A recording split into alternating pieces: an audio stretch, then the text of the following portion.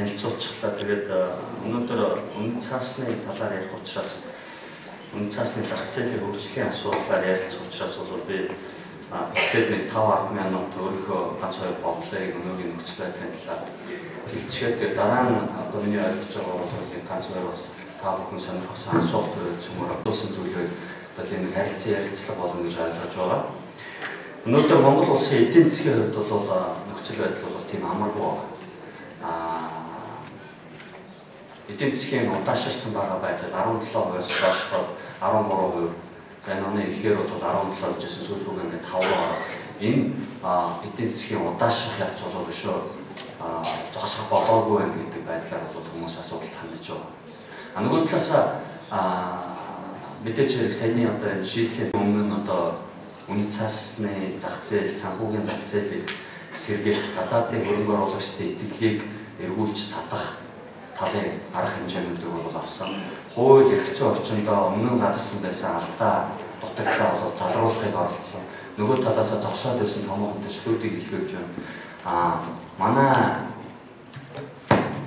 санхүү бизнесийн зах зээл хамгийн томоохон байгууллагуудын удирдлагад бол тодорхой хэмжээний өөрчлөлтүүд орж ирээд одоо хангах захирал тухайлбал одоо хөрөнгийн биржийн захирал дээр одоо захирлын албан тушаалтай очиж ажиллаж байгаа энэ зах зээл дээрх итгэлийг эргүүлж бий болгох ажлыг одоо идэвхжүүлэх тэр талын арга хэмжээнүүд авагдаад цуцлах хорооны дараагаар наран туяаг одоо босгоо очоод мөн тэр байгууллагын ажлыг одоо арай өөр хэмнэлээр өөр өнцгөөс нь хандаад ингээд олон түмний унаад байсан итгэлийг сэргийх тэр ажлыг хийхээр хувьд бол өнөөдөр ард санхүүгийн нэгтгэх компани удирдлагад ажиллаж байна. Ард санхүүгийн нэгтгэл нь бол өөрөө холдинг компани санхүүгийн салбарт хөрөнгө оруулалтууд хийдэг. Санхүүгийн салбарт өнөөдөр ард нэртэйгээр үйл ажиллагаа явуулж байгаа ард даатгал гэх компани та бүхэн мэднэ. Ард кредит гэж байгууллага мэднэ. За миний байгуулж байсан Хас банк Тэнгэр санхүүгийн нэгдэл гэдэг байгууллага мэднэ. Шинээр байгуулагдаад байгаа Ард Securities, Ард Capital Management, ард нэртэй мөнгөтэй хөрөнгө оруулалтын сан одоо үүсгэн байгуулагдж байгаа хөрөнгө оруулалтын сангийн үйл ажиллагааг мөн та бүхэнд тодорхой цаг үеэр болохоор бол бас аяндаа мэдээд ажлынхаа талаар бол мэдээлэл олж авах болцоо бүрднэ бүрийн итгэлтэй. 98 онд би хөгжлийн алтан сан гэдэг Монголын анхны банк ус санхүүгийн компаниг үүсгэн байгуулад 9 сард нь үүсгэн байгуулах шийдвэрээ гаргачаад Баянмөнх гэдэг хүнтэй танилцчихсан. Тухайн үед бол Итгэл аудит гэдэг компанид захирлаар нь ажилласан. Бас нэг 2 жил үйл ажиллагаа явуулж исэн байна. Тэгээ 3 сар 9 сард үүсгэн байгуулад 12 сар үйл ажиллагаа явуулчаад 1 сар биднийхээ аудитаа хийлгэжсэн. Одоо тухайн үедээ бас өөрсдийнхөө одоо төсөв мөнгөдөө тааруулж байгаа, шалгаруулалт явуулж байгаа. За эднийх бас юмэг ингээд нэг арай өөр өнцгөөс хараад ингээд хийгээд их юм болов гэдэг ингээд хоорондоо ярилцаж тохирж байгаа дүн мөнгө тохироод аудит болсон. Тэр үед бидний бодож байсан зүйл бол яагаад 3 сар үйл ажиллагаа явуулсан компани дээр аудит оруулсан бэ гэхлээр бид хөрөнгө оруулагч ирээдүйд одоо татаж оруулж ирэх гэж байгаа хүмүүсийн итгэлийг улам баталгаажуулахын тулд бол тайлан балансын та нарт үзүүлж байгаа цаасан дээрх тоог баталгаажуулчихсан юм шүү гэдэг одоо баталгааг одоо нэмж өгөх зорилгоор бол энэ аудитаа хийлгэж байна. Тэрнээс хойш бол бид итгэл аудитаас 1-2 жил хийлгэж байгаа олон улсын байгууллагууд заавал болох төлөвлөгөөтэй байсан. Банкач амжилттай байгуулсан. Гадны том хөрөнгө оруулагчид орж ирэхэд бол манай аудитын компани нэр хүн үйл ажиллагаа явуулсан туршлага тэр компанид ажиллаж байгаа хүмүүсийн мэдлэг дадлага нь бол бас хараахан бүрэлдэхгүй байна гэдэг эргэлзээ гадны хөрөнгө оруулагчдад байдаг учраас бид нар гадны одоо Ernst & Young, дараа нь Deloitte, дараа нь KPMG гэдэг ингээд олон компаниудыг оруулж ирж байсан. Энэ өнөөдрийн та бүхний бас ярьсан асуудлуудтай бол бас агаар нэг байх болов гэж бодож байна. Яагаад вэ гэхээр та бүхний хийх ажил бол тэр эдийн засаг итгэл сулрахлаа гадны хөрөнгө оруулагчид итгэхээ болгохлаа эдийн засаг долларын ханшин яаж байна? Гадны хөрөнгө оруулалт нь юу болж байна? Манай эдийн засгийн өсөлт яаж байгааг харж байгаа. Компанийн бизнес бас яг адилхан. Итгэл итгэлцэлээр суурилж явдаг. Энэ итгэлцлийг бол баталгаажуулж 3 дахь танихгүй хүмүүсийнхөө өмнө танихгүй хүмүүсийн гаргацсан байгаа тоог энэ үнэн зөв тоо гэж баталгаажуулдаг хүмүүс нь бол таамаг. Өнөөдөр хөрөнгөний зах зээлийн өмнө тулгараад байгаа шийдээд байгаа асуудлуудын талаар ярив. Энд бол мөн адилхан итгэлцэл байхгүй байгаагаас асуудлын одоо зохиолох хэсэг нь бол бүрдэж байгаа гэдэгт бол би итгэлтэй. Бид нар асуудал бол мэдээж хэрэг хоёр талтай. Зөвхөн итгэлцэл гэхээс илүүтэй нөгөө талд бол санхүүгийн боловсролын асуудлыг бол бид нар өнгөрсөн 25 шилжилтийн эхлүүлсэн хөрөнгөний биржийн үйл ажиллагааг эхлүүлсэн 23-4 жилийн хугацаанд орхилдуулсан нэг гай бол бас явж байгаа. Хүмүүс хувьцаагаа ойлгохгүй, энэ зах зээлээ ойлгохгүй, тайлан балансыг хараад уншиж чаддаггүй. За уншин гэдэг маань нарийн таа бүхэн шиг уншихгүй ш. Ерөн зүгээр энэ компани өглөөг авлага хийж юм. Цэвэр өөрийн хөрөнгөнд хийж юм. Тэрний үнэлгээ нь хэд байж болох вэ? Түрүүн онд хэдэн төгрөгийн ашиг татварын дараах байдлаар хийж өг гэдгийг зүгээр энгийн одоо компаниудын сан дээр хөвлөд байдаг хураангуй балансаас хараад ойлгох чадвар болоод байхгүй. Нөгөө талдаа мэдээж хэрэг нөгөө бизнесүүд маань үйл ажиллагаа явуулах арга барил нь илүү одоо нөгөө өрсөлдөгч гэж бүхнийг хардаг. Тэгээд Монгол дотор бүх өрсөлдөөн төвлөрсөн болчихлоо. Бизнесийн нууц гэж одоо нууц биш юмудаа ингэж одоо нууж дагдаг тэр явдлууд бас нөлөөлөд байгаа.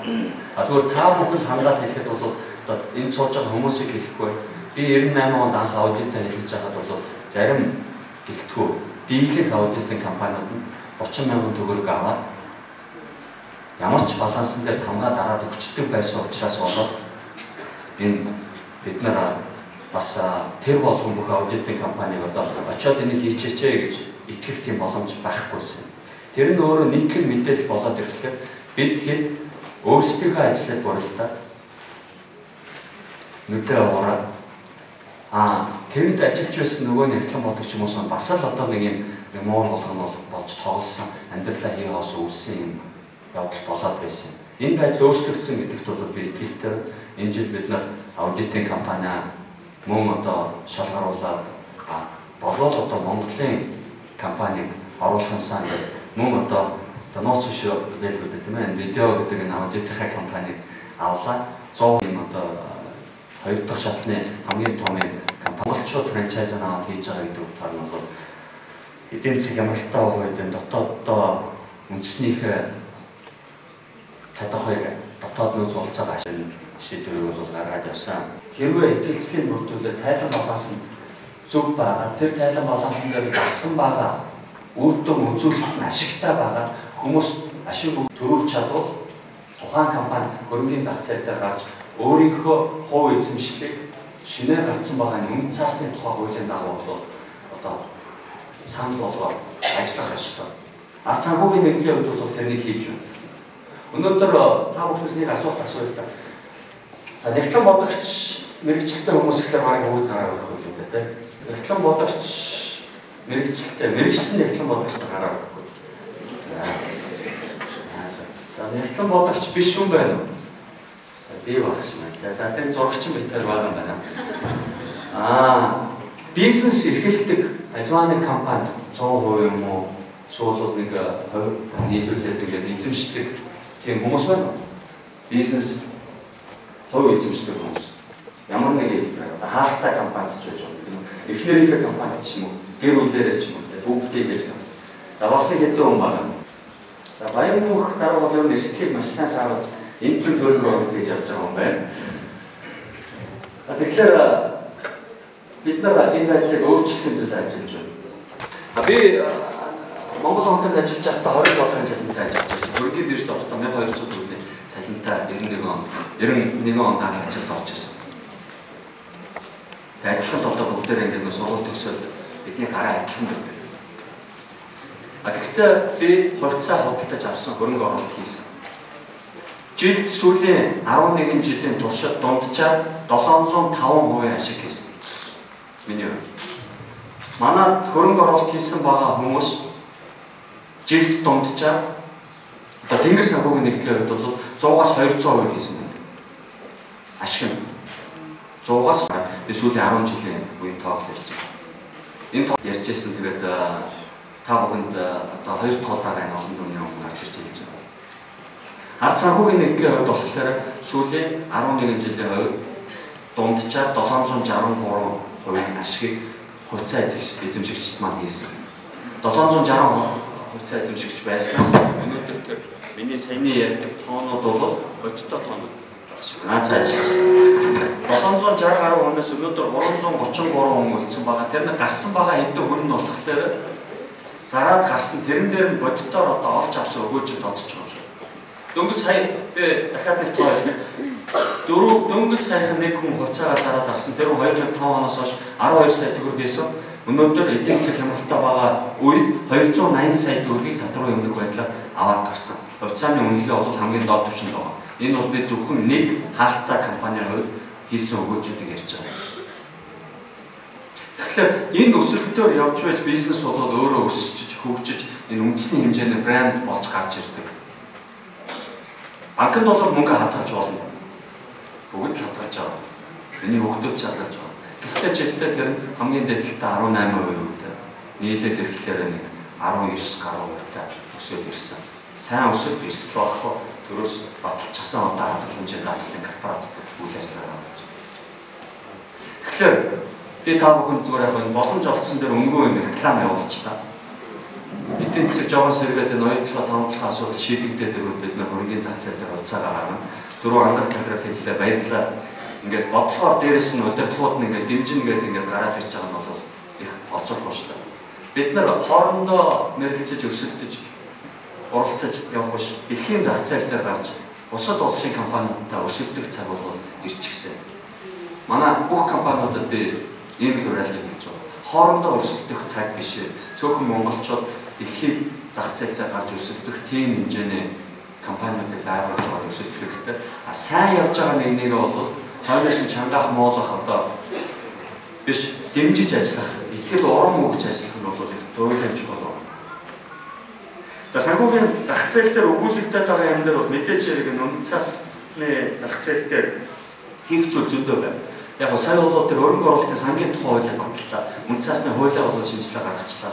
За аудит мэргэжлийн мезоны бүтцээр бол өөрчлөлтүүд бол гарч байна. Энэ мэргэжлийн холбоот нь бол бас тэр тал дээр тодорхой анхаарал хандуулаад өчнөө цайд ийм хэмжээний сургалт семинаруудыг явуулаад ажиллаж байгаа нь бол маш сайн. Гэхдээ өнөөдөр манай хөрөнгөний биржийн хувьд санхүүгийн зохицуулах хорооны хувьд арга барил дээр өөрчлөх, илүү уян хатан болох, илүү нээлттэй болох, илүү олон түмэн рүү хандсан итгэлийг бий болгох талын ажлуудыг хийх заашгүй шаардлагатай зүйл байгаагаас гадна тэтгэврийн даатгалын салбарын шинжилгээг заашгүй шаардлагатай. Өнөөдөр Монгол урт хугацаанд хөрөнгө оруулалт хийх сул их усүртэй хөрөнгө оруулагч багахгүйгаас болоод бас энэ хөрөнгөний зах зээл явдаггүй зовлон байна. Хийж болох даатгалын компаниудын санхүүгийн зохицуулалт хорооны хууль журмаар нь 20-т гарan хүлээстэй хөрөнгө оруулалт хийх боломжгүй. Хувьцаанд хөрөнгө оруулалт хийн гэдэг нь бол нэг энэ чинь компанийн өмчлөлт орж байна гэсэн үг. Удирдлага нь хувь нийлүүлэгчийн хувьд тодорхой хэмжээнд эрхийнхээ дагуу оролцсон гэсэн үг. Урт хугацаанд тууштай байж гарч ирдэг өгөөж. Өнөөдөр банкнд 1 жилийн хадгаламж орсон байдаг. Тэр мөнгөөр хөрөнгө оруулалт хийлгүүлэх гэдэг бол нэмэр багхгүй. Зөвхөн тэр засгийн газрын богино хугацаатай болов 1 сарын, 2 сарын, 3 сарын хугацаатай үнд цааснуудад банкуд орж ажиллаж чадна. Хувьцааг авч чадахгүй.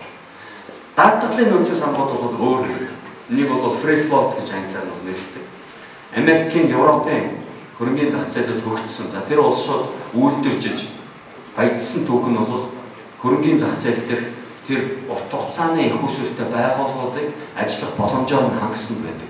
Бидний ярьдаг тэр Berkshire Hathaway гэдэг компани эхлэн мөн даатгалын компаниас нөөц сангаар хөрөнгө оруулалт хийж эдийн засгийг одоо Америкийн эдийн засагт нөлөөлөх хэмжээний дэлхийн хэмжээний нийт ажилчдын та нар бодлоо ганцхан компани тэр хөрөнгө оруулсан байгаа компаниудын ажиллаж байгаа хүмүүсийн тоо 380 мянган хүн. Манай нийт улсын одоо нийт иргэдийг одоо ажилуулчих хэмжээний тийм том компани гэж. Баялагаараа бол олон зуун дахин одоо давсан манай дотоодын нөхцөл хүмүүс давсан компани гэж. Тэгэхээр тэтгэврийн шинжилтээр бол одоо нийгмийн даатгалын энэ сангуудыг ирэхгүй яах вэ? Эрүүл мэндийн даатгалыг яах вэ? Ирэхгүй гэж сангийн яамдэрч бид их ярьдаг байсан. Харамсалтай ажил болохгүй. Энийг бол явуулж байж бид нар хөрөнгөний зах зээл нэг одоо хөгжих тийм боломжийг бүрдлээ гэж ярьж болох юм байна. Энэ бол одоо англиар бол institutional investors гэдэг тэр тусдаа хөрөнгө оруулагчдын ангийг бий болохгүй бол цаашдаа бид нар явахгүй нэ гэсэн. За манай нэгтлэн бодогч нар, мэрэгсэн нэгтлэн бодогч нар, аудиторуудын үүрэг бол маш өндөр гэдэг. Түрүүн бол хэллээ. Та бүхний одоо шалгасан, хамгаа дарсан байгаа санхүүгийн тайлан дээр тулгуурлаад бид нар хөрөнгө оруулагчдаа авчиж ажилтгаа. Бид итгэлцэлээр тулгууржуулаад ажиллагаа явуулдаг бол та бүхэн мөн адилхан итгэлцэлээр тулгуурлаад дараагийнхаа жилийн одоо аудитын бүртгэлийн одоо тэр стандартыг хэвшүүлэх ажлуудыг бол авах боломжтой. Тэгжвэж томоохон компаниуд, илүү том компаниуд очиж та бүгдэд мөнгөө төлж санхүүгийн тайлбар бол аудитлуулах, дотоод аудитын функцийг гүйцэтгүүлэх, одоо тэр ярьдаг тэр дотоод засаглалын тогтолцоон дээр та бүхнээс зөвлөгөө авах боломжтой болох юм байна. Тэгэхээр мэдээж хэрэг бол эдийн засаг хямралтай өндөрлөлттэй мөнгө орлого олоход бол хэцүү байна. Компаниуд зардлага тамж байна. Зарим нь аудитыгаа зарлагч тамж байгаа. Та бүгдэд бол мэдээж хэрэг бизнес явуулахад бол хэцүү байна. Гэхдээ одоо мэрэгсэн нэгтлэн бодлогчдын институтээс барьж хөвшүүлж байгаа стандартыг мөрдөөд цааш уламж хамааруулаад тодорхой амжилтын хүрнэ гэдэгт бол би эргэлзэхгүй. Амжилтанд хүрэхдээ би юу хүсэж байна вэ гэхээр та бүгд очоод Орос, Хятадын Төв Азийн банкудад аудит их тийм хэмжээнд очиж Ernst & Young гэдэг компанийн нөхцөлийг авчираад буудлыг байрлуулад хөлсийн төлөөд ингээд одоо $10,000, $30,000 зүйлдээ ч олон $100,000-аар энэ аудит ажлаа хийлгэж байсан. Монголчууд бид нар нэг жоохон манай аудиторууд бүртгэлийн хүмүүс маань гадаадад очоод тэмдгийн тайлан балансыг нь үзээд баталгаажуулаад өгдөг тийм ажил болоод гараад ирэх одоо боломж байгаа.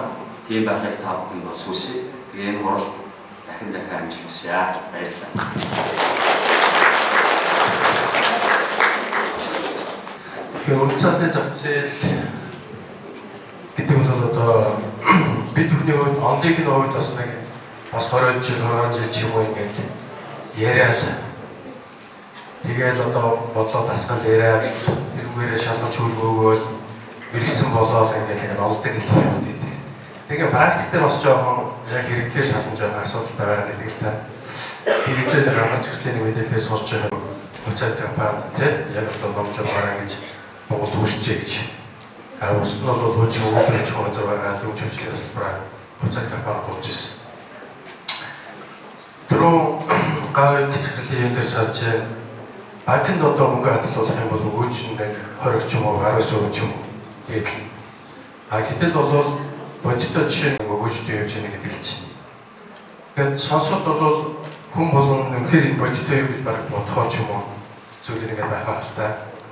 Институтын зүгээс түрүү хэлсэн сургалтууд арах энэ чиглэлээр бас янз бүрийн номууд бас гараад ирж байгаа. Understanding the Wall Street гэдэг бас очуулчлаараа хэлсэн.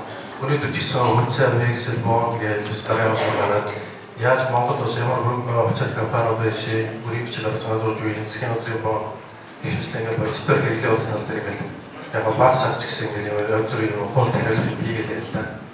Тэгэхээр тэр өгөөж хүртэж болж 700% өгөөж хүртэж энэ чиглэлээр капитал маркетинг чиглэлээр одоо нийт мэргэжлийн хүмүүс бусад одоо заавал одоо санхүүгийн бүртгэлийн мэргэжлийн хэмжээ нийт иргэдийг суулж үлдэх хөрөнгөө банкны хадгалах биш одоо урьдчилан авч тэндээс өгөөж хүртдэг ийм одоо хандлагатай тийм ээ хандлагатай болохын тулд ямар үе шаттай ажлууд хийвэл одоо хурдан бодиттой хэрэгжих болоо гэж бодож байгаа гэсэн юм хэлсэн. Шинжлэх захирал бас хэлж байна. 14 одоо шинэ IP гарсан. Хоёр Монгол улсын түүх нь одоо хөрөнгөний бирж хөрөнгөний зах зээл 24 жилийн түүхтэй гэж ярьж байгаа боловч яг нэг сонгодог утгаараа ингээ шинэ компани бүртгэлээ одоо санхүүжилт босгоод яг IPO гэж хэлж байгаа. Энэ бол дөнгөж 2005 онд хийгдсэн баггүй түүхэнд хамгийн анхны. Үүнээс хойш сая 14 орчим жижиг дунд хэмжээний гарсан хамгийн том одоо бас тухайн үед хөрөнгөний зах зээл дээр нэлээд том дахиж дэвшил гарлаа гэж харсан хоёр компани юу байсан бэ гэхээр Анод, Зоос хувьцаат компани байсан. За энэ яг юм нөгөө нэгтлэн бодох бүртгэлийнх нь мэдээлэл дотор буруу тайлбарсан түүнийг одоо нуусан яг энэ байдлаас болж давхурсан.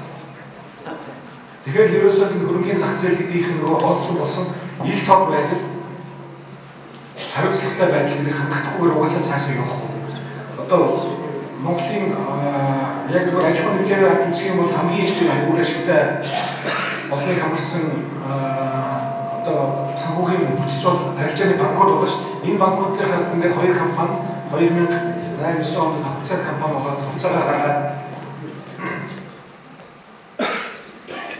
яг шинэ хэдийгээр шинэ 14 компани гарсан ч гэсэн энэ Анод Зоос гэдэг хувьцаа компаниуд нөгөө мэдээлэлээ ил тод болгоогүй санхүүгийн тайлбараа буруу гаргасан.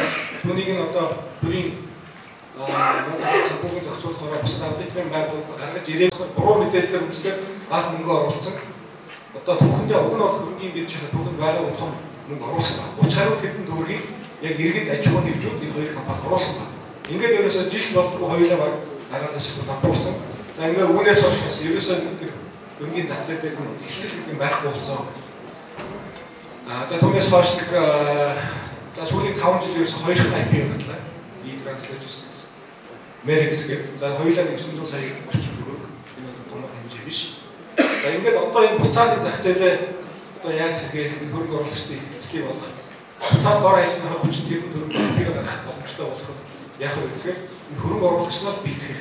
Энэ зах зээл дэх одоо ихтгэлцлийг нь буцааж олж авах хэрэгтэй. Үүний тулд энэ сая цангийн яамнаас энэ бодлогоо засгийн газар үнцаасыг оруулж ирж байгаа. Ямар ч байсан эхний ээлж одоо нөгөө нэг хөрөнгөний биржээр хамаг мөнгө алдсан 30 тэрбум төгрөг алдсан баггүй хөрөнгө оруулагч нар. Зөвхөн дотоодын хөрөнгө оруулагч нар. За EBRD гэдэг бас гадны зарим хөрөнгө оруулагч нар байгаа. Ихэнх нь одоо жижиг хөрөнгө оруулагч нар буюу иргэд аж ахуйн гэж мөнгө алдсан Анод Зоос банк дээр. За ингээд ийм итгэлгүй зах зээл дээр буцаж одоо энэ хөрөнгө оруулагчдыг оруулахын тулд хувьцаа компани байдлаар биш ямар ч ихний ээлжинд ямар ч эрсдэлгүй дээр хөрөх чадвар сайтай, богино хугацаатай энэ засгийн газрын үнцаасыг бодлогоор оруулж ирсэн. Цангийн яамны засгийн газрын зүгээс ингээд энэ сүүлийн одоо 2-3 сарын туршид ингээд нэг бүрийнх нь 100 мянган төгрөгийн үнэтэй энэ богино хугацаанд засгийн газрын үнцаасыг ажиллаж байгаа. За тодорхой хэмжээгээр бас хөрөнгө оруулагчдын тоо буцаж хөрөнгөний зах зээл рүүгээ одоо орж ирж байгаа байдлыг бол сайжирж байгаа. За мөн дээр үндэслээд бас одоо ихний ээлжинд энэ төрийн хувьцаа компаниудыг бас дээр хөгжлөх ажил хийх ёстой.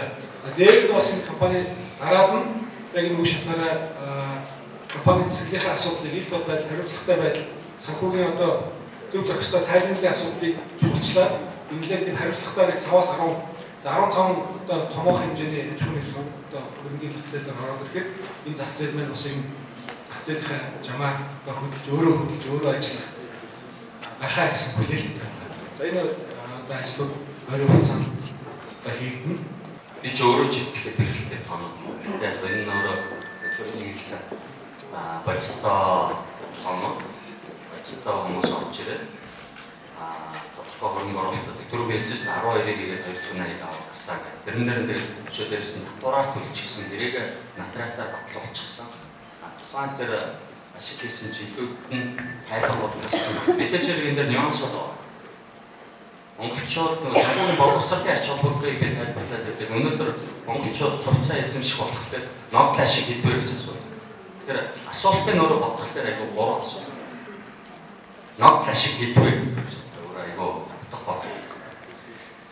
Ногд ашигыг тухайн компаниуд одоо мөнгө тухайн одоо оныхоо сүүлээр илүүдэлтэй байгаа.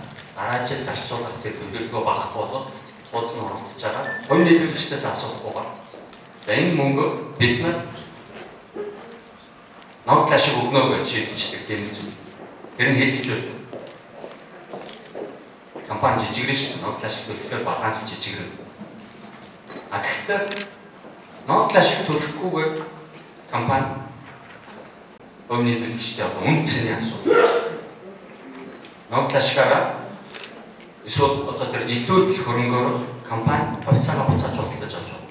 Хэрвээ тэр хувьцаа хөрөнгөний биржээр арилжаад байгаа өмнө нь цаана байгаа интринсик value буюу ногдмол одоо цаана бодиттой байгаа үн цэнээс багаар зарж байгаа гэж тооцоод буцаагаад худалдаж авч байна. Тэр үед бол нөгөө хувийн нийлүүлэгчид чинь 10-аар хувьцаагаа авсан бол тухайн компани буцааж авахтай хэдэн жилийн дараа 20-оор авч байгаа ашиг хийж тэрэн дээрээс өгөөж тооцож байгаа.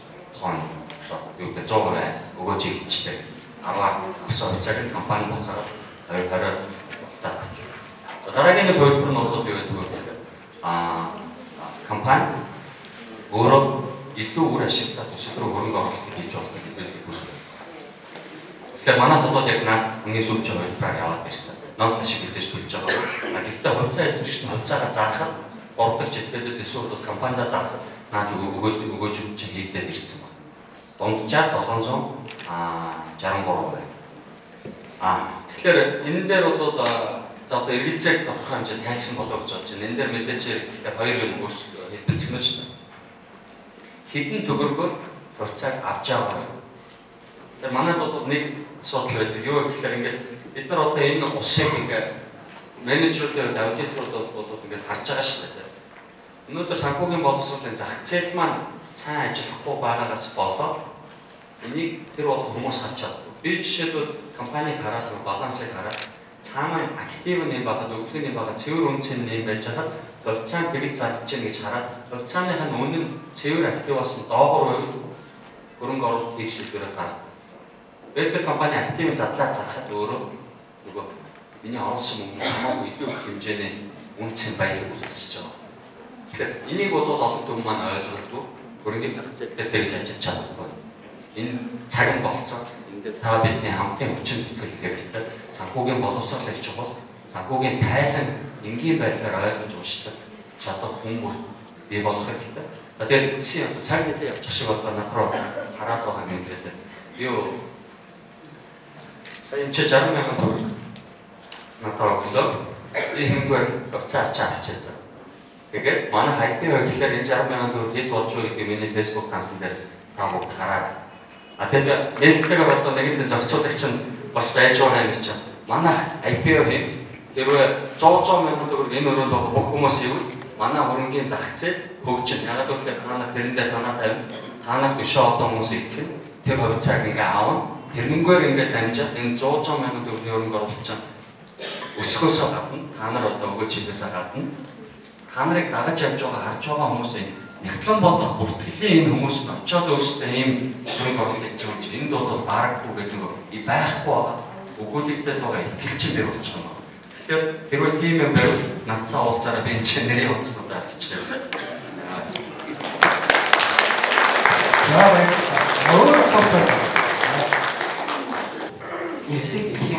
Америкийн болон биржийн төрөлцөө орнууд аудитэд нэлээд том хяналт тавьдаг. Энэ хамгийн гол том гаралт болохоор биржид нээлттэй хамгаалалт хийж байна.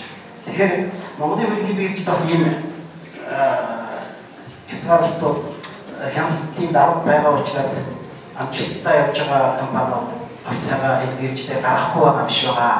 Хөгжүүлэхийн тулд Монгол яг бас нэг өөрөөр бодлого барих шаардлага байна уу гэдэг талаар юм бодож байгаа байна уу гэж ингэж авах захиалсан байна. Уяга захиалсан бол би юу гэж асуух чинь гэхээр одоо бол нээлттэй болчихж байгаа юм байна. Юу ашиг сайн за ярьж байна. Ер нь бол амжилттай явж байгаа бизнесүүд тодорхой хэмжээний бирж рүү гараад хувьцаагаа гаргаж ирэхэд биднээс бас хувьцаа гэж худалдаж байгаа мөнгөө өсгөх болцоо илүү нээлттэй болох юм шиг хэлтрүү өөр ямар бусад бизнесүүдийн төлөв явж байгаа хэлбэр байна уу? За эхлээд асуусан үндэсний томоохон компани байгаа шүү. Яг эдний хувьд хөрөнгөний зах зээл дээр хангалттай болж байна. Одоо андеррайтинг фичер одоо програмж байна. Дээр нь одоо ингээд брокеруудын програмж, хөрөнгөний биржийн програмж, санхүүгийн зохицуулах хорооны програмж гэх. Тэгэхээр яг өнөөдрийн хүртэл үйл ажиллагааны явуулсан жинхэнэ компаниуд бол жишээ хөрөнгөний биржлэр орж ирэх ямар ч сонирхол байхгүй. Дээр нөгөө 90-ад оны нөгөө 475 компаниас бэлдсэн компаниуд одоо төлөвлөлтөөр зарим 60 дээр явж, зарим 70 дээр явж, зарим 80 хүрэхээр хараад байна. За энэ компаниуд ч гэсэн ерөнхийдөө одоо шинээр санхүүжилт босох ямар ч шаардлага байхгүй. Аль болохоор хурдхан шиг нөгөө 80 хүртэл хүргэж аваад за ХХК болоод хөрөнгөний биржээс гарч байгаа. Харин яаж энэ шинэ компаниуд яагаад хөрөнгөний биржээр орж ирэх ёстой вэ гэхээр санхүүжилт босох чиглэлээр орж ирэх ёстой. Хөрөнгөний зах зээл үүссэн угаасаа түүхэнд яг одоо жишээл Галлаар Английн томоохон тухайн колоч явуулсан 17-18 он зур. Тэгэхээр нөгөө тэр компаниуд жишээл даагрын хувьцаач мөн гаргаад түүгээр одоо санхүүжилт босгоод товсон хоц барьд юм уу нөгөө зэрэг төсөлж авах юм уу буугаа хэлж аваад колон руугаа явдаг буцаж ирээд олцоо гараад тэр хөрөнгө оруулагчдад яг л яг ийм шаардлагыг гаргаж өгч байна. Яг одоогийн компани хэрэгжиж л нөгөө нээлттэй компани болох нь бидний санхүүжилт босгох. Санхүүжилт босгоод үйл ажиллагаа явуулаад тэгээ хүчтэй эзэмшигчтэй одоо буцаад одоо ашиг гаргах. Яг энэ сэтлийг л гаргаж өгч байна. Тэгэхээр энэ сэтлнүүдээр төгсдөө яг одоогийн байгаа чиглэл миний бодлоо одоо халттай компаниуд багтахгүй. Яг тэр угаасаа үйл ажиллагаа тогтворцсон мэдээж өнөөдрийг хүртэл одоо үр ашигтай яваад үндэсний хэмжээний томоохон компани болмоор гэх чинь бидний хүрч чадахгүй авах чадахгүй ямар нэгэн давуу талыг хэлсэн гэсэн үг байхгүй. Одоо эмсэж гэдэг нь маркет Петроус яг бидний одоо хүрч чадахгүй нэг давуу талыг хэлсэн гэсэн үг. Тэгэхээр давуу тал бол бусдаа бараг л одоо хуваалцсан байхгүй. Харин шинэ компани шинэ санаатай эхлэлийн хөрөнгө байхгүй. Харин түн дээр өргөслөө санхүүжилт босгоод үйл ажиллагаа явуулаад үр ашиг олоод бүнийг одоо хөрөнгө оруулагчдад бодлоо шиг байна. Яг энэ ийм компаниудтай бодгоо гарч ирэхдээ яасан угаасаа зах зээлх нь жамаа стай.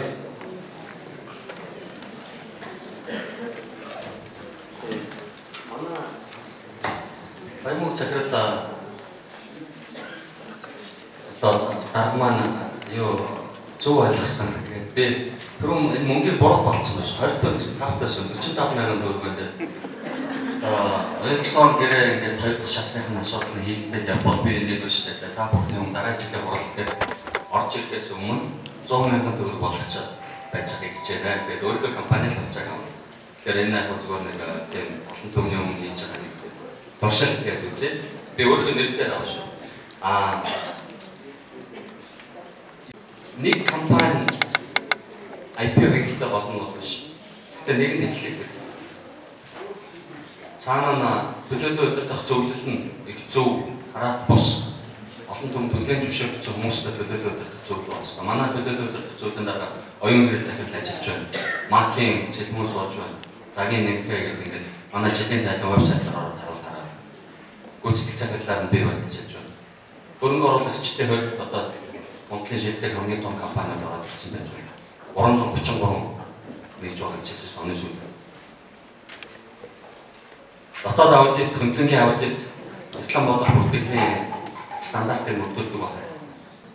Жиг мандаж авч байгаа ашигтай компаниуд ингээд хувьцааны эрсдлийг бол гараагаад өгсөн байж байна.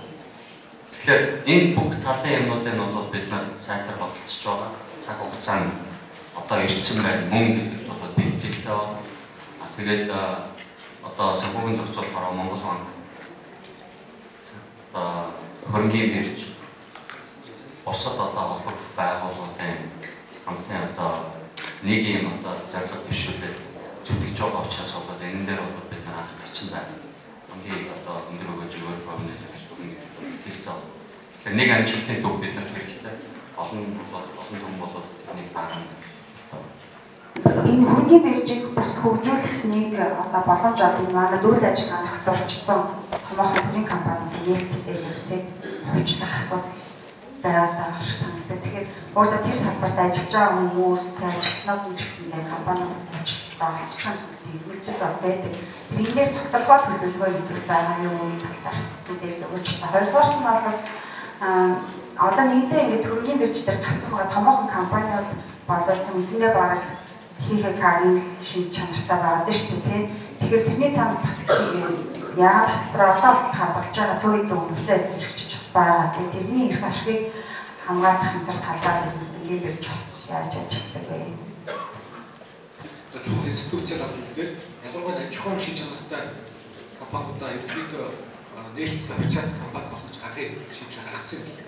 Ингээд энэ оны 4 сард байна.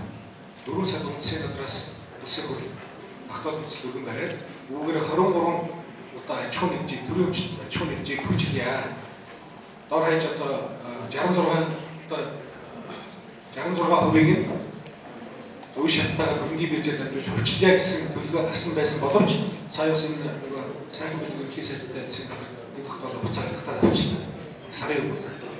Гэхдээ хүлээлт өгөхөр энэ 23 аж ахуйн нэгжлэрээ бидний хүлээлт баг нэмээд баг 30-35 болгоод буцаад өргөн барих байхаа гэсэн хүлээлттэй байна. Төрийн өмчийн хорооны зүгээс ч гэсэн энэ одоо яг ийм байдлаар гаш үлдэх хийж байлаа. Гэхдээ мэдээж бодлого төрийн өмчийн хороо засгийн газар дээр гарна.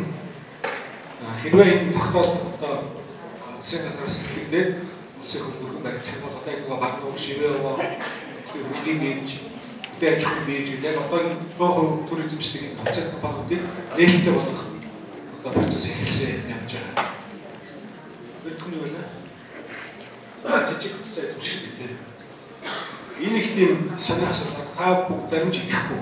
Одоо тухайн үедээ ингээд 90-ад оны бүх иргэдтэй ягаан цэвэр тасалбар гэдэг тухайд өгсөн юм. За тэгээд хүмүүсийг одоо өөрийнхөө хөрсөн дуртай компанид оруулсан. За тэр чинь нөгөө нэг нь 10,000 нөгөөх нь 7,000 шүү тийм ээ. 3,700 тий. За ингээд зөвхөн ихэнх хувьцаат компаниудын одоо нэрлсэн оноо зарим нь 20 зарим 100 зарим 200 шүү юм. Ингээ хүмүүс бүгдээр авсан байна. Ямар ч байсан 475 компани бүгдээр авсан. За тэр зарим яг өчигдөр ойлгоогүй хүмүүс ард түмээр зарсан ч хардсан юм. Тэрийг зарим хүмүүс аваад нэмж хувьцаа аваад. За өнөөдрийн байдлаар энэ та бүхэн итгэхгүй.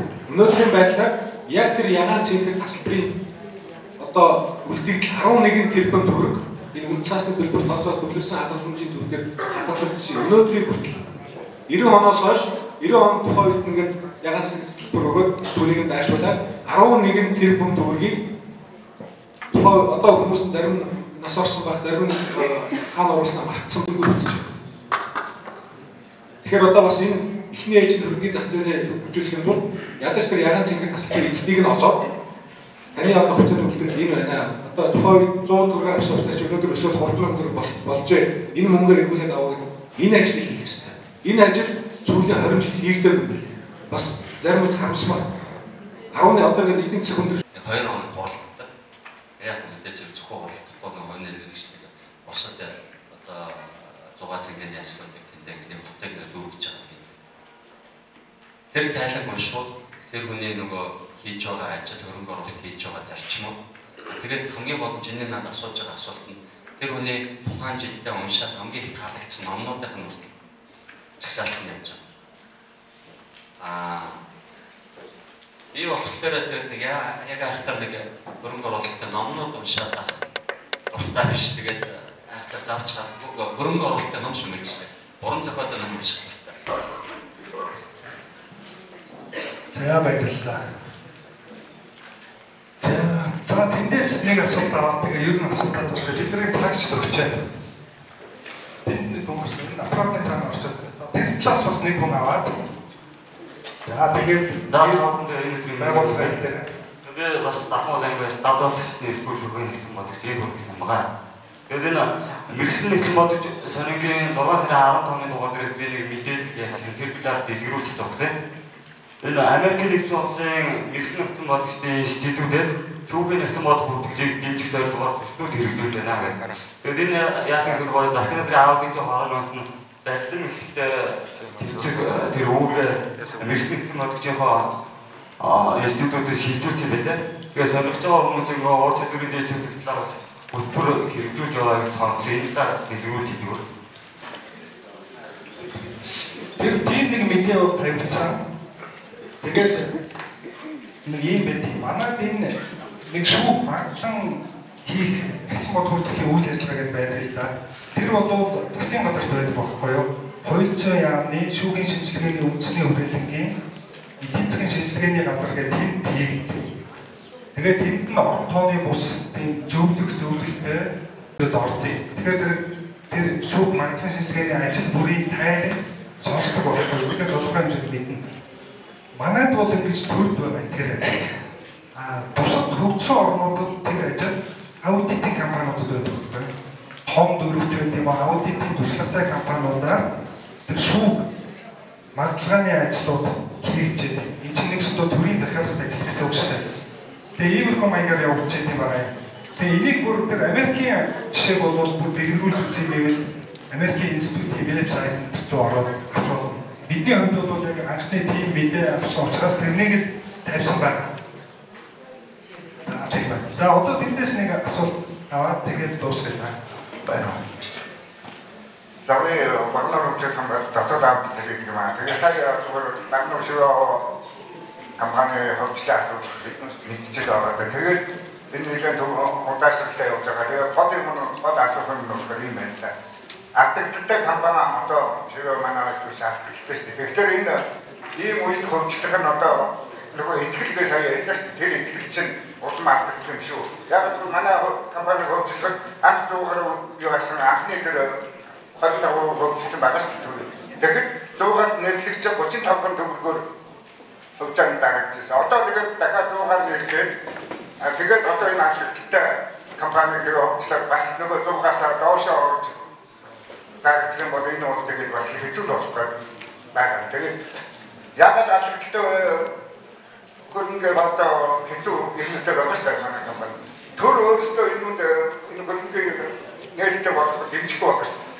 Өөрөөс одоо засгийн газраас хөрөнгө оруулалт хийж тэрийгээ зээд болгоод өөр болгоод тавьчихдаг. А би бол тэр ойлгохдоо тэр өөр биш юу хөвцөд хөрвүүлж хуулийн дээр хөвцөд хөрвүүлж манайх бас өөр багсаа ардталт багсах юм гэхдээ засгийн газраас өөрөө нүүрсний үнийг бариад ардталтлаа болгоод хоёрдугаар хөрөнгө оруулалтаа шууд хөрөнгө оруулалт зээлээ Google өсгөөд биднээсээ гэрээ хийгээд ингээд дундаас нь засгийн газар мөн Google-ийн манжаа тэгээд ингээд байхад энэ компани чи яаж одоо нээлттэй яаж ажиллах юм бэ? Тийм учраас хөлзөө итгэл авч боддог үнд хүрхгүй шүү дээ. Ийм л байд би бодож энэ дээр хариулт өгөөч. Тэгээд хамтдаа хөлзөө одоо ямар шатндаа байна яах юм хоёр асуулт. Засгийн газар чинээ би өөр асуусантай ч холбогдоод зүгээр хувийн ч юм уу байсаар ер нь ардталтай байсан ч гэсэн хөгжих ёстой. Энэ хувийн аж ахуйн нэгжүүд нэг бүр том ардталтай биш байгаа гэдэг нэг ардталтай бууруулаа яваа гэдэг. Ерөөсөө сүүлийн 20 жил хамгийн ардталтай хамгийн их тод биш хамгийн үр ашиггүй ажиллаж ирсэн салбарт төрийн л одоо хуцаад компани болж байна. Нөгөө бидний ярьдаг шахаа тендерийн одоо залхин зах зээл дээр 100%-ийн эмийг одоо 1000-аар хэрэггүй юм аа энэ асуудал чинь нөгөө төр эзэмшигч байгаа учраас асуудал байгаа. Тэгэхээр одоо бид ардталтай байна. Эхлээ ардталтай хүн ашигтай ажиллачаад дараад нь энэ бараг 10-20 жилийн асуудал. Тэгэхээр одоо нөгөөд энэ асуудлыг зэгцлэх зүйтэй байна. Яг бүх юм төр хутгалдаад яваад байх юм бол ялангуяа аж ахуйн үйл ажиллагаа хизээч үр ашигын байдал сайжрах байх. Нөгөө шахаа гэдэг тендер нөгөө танил талаа ажиллаж авдаг энэ байдал яваад тийм учраас энэ ажлыг зөвхөн хийх шаардлагатай гэж харж байна. Хөрөнгийн бирж одоо өөрөө одоо ашигтай ажиллаж чадахгүй шүү дээ. Төрийн өмчт компани байгаа учраас нөгөө захирлууд нь баахан одоо шагнал урамшуул цалингаа нэмждэг. Баахан хэрэг дээр зарлалаа шүү дээ. Эхний ээж хөрөнгийн бирж өөрөө ч ашигтай ажиллаж байгаа хэрэгтэй. Гэтэл одоо сүүлийн одоо 2-3 жил ардталтай ажиллаж байна. Одоо багнуур шивээ гэдэг та хэлдэг шүү дээ. Одоо чинь бас магадгүй тэр асуудал нь нөгөө нүүрсний үнийг алтуу гэдэг тийм асуудал байгаа. Төрд байгаа учраас бас энэ тийм шийдвэр гаргаж байгаа гэж харж байна. Хэрвээ энэ хувийн өмч байх юм бол бас энэ нүүрсний үнийг одоо хэд доогуур байдаг, цахилгааны үнийг хэд доогуур байдаг бодлогоор энэ асуудал шийдэгдэх байхаа гэж харж байна. За энэ 5-7 хоббиаст гэдэг ажил хэсэгт орчоод явж байгаа яг боловсролын шатнд явж байгаа. Ямар ч ихний ээж нөгөө иргэдтэй бүгдийн 800 мянган иргэнд одоо данс нэгэд идэвхжүүлсэн байгаа юм. Энд бас даваа ихээр хугацааг авсан байгаа юм билээ. Ингээд төр нэг 51% ингээд зөрүү болгоны 30%-ийг одоо дотоодын болоод гадаад хөрөнгөний биржээр дамжуулан ажиллана гэдэг яг бэлтгэл ажил одоо яригдж байгаа ойрын бизнесийн хэмжээнд ахвахаа.